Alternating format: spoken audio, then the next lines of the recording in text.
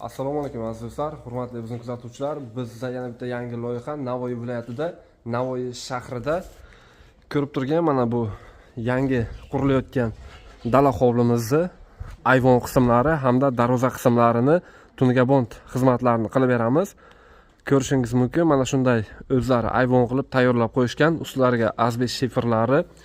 Biz mana shuni tayini atrofini bitta ramka qilib turib, ichkarisini kubik qilib tayyorlab beramiz. Ish jarayonlarimiz Navoiy viloyatida ham davom etyapti.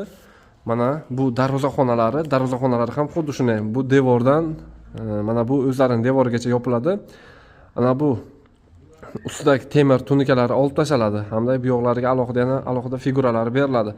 Mana bu oldin tomonlariga darvozalari qo'yilmagan, darvozalar qo'yilgandan keyin tashqari qismlari bilan birga tunikabondlarni qilib tayyorlab beramiz. Ish jarayonlarimizni kuzatib boring. Bu yerdagi ish jarayonlarini ham istoriyalarimizga qo'yib boramiz. E'tiboringiz uchun rahmat.